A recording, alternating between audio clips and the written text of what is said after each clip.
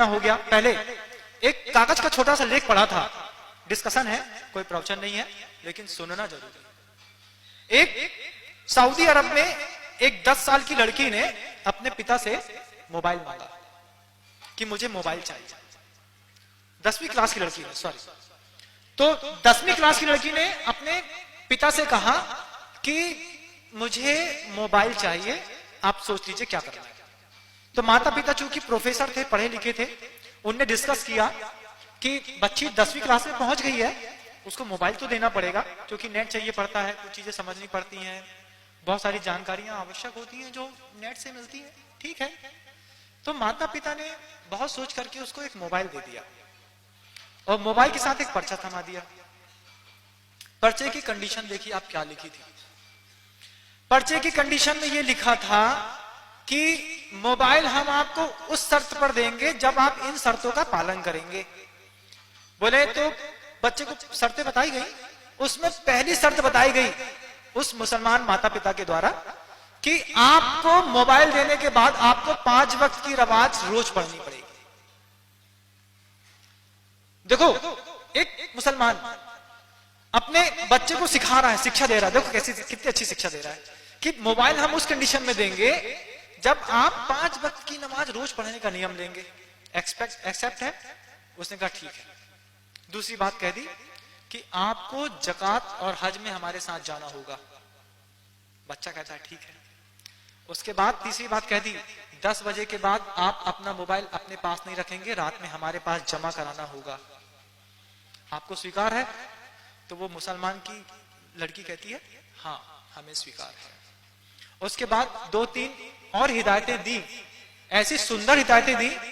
मुसलमान कहता है कहीं भी बाहर निकलोगी तो बुर्का पहन के निकलोगी। आपने कभी अपनी बच्ची से कहा कि बाहर निकलोगी तो चुन्नी डाल के निकलोगी?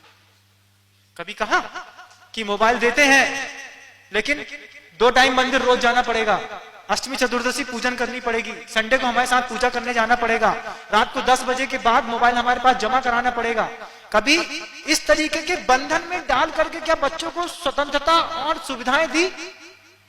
बोले नहीं महाराज, हम बड़े घर के लोग, वेल एजुकेटेड, पढ़े लिखे, हम क्यों ऐसा बंधन डालें? जिनके घरों में मर्यादाएं नहीं है वो ऐसा सोचे। एक अभी व्हाट्सएप पे बहुत अच्छी चीज देखी, कुछ मुस्लिम महिलाएं एक साथ बुर्का में दिखी, एक तरफ उनके फोटो थे और एक तरफ साड़ी पहनी हुई कुछ और महिलाओं के फोटो थे, और मुसलमान का वो कमेंट था, हम तो अपनी महिलाओं को बुर्का पहनाएंगे, तुमको जितने जो दिखाना है दिखा दो। क्या कमेंट था? आप कमेंट को समझ रहे हैं? मुसलमान का कमेंट था, वो कहता है कि हम तो अपनी महिलाओं को बुर्का पहनाएंगे, तुम्हें अपनी महिलाओं को जो दिखाना है दिखा दो।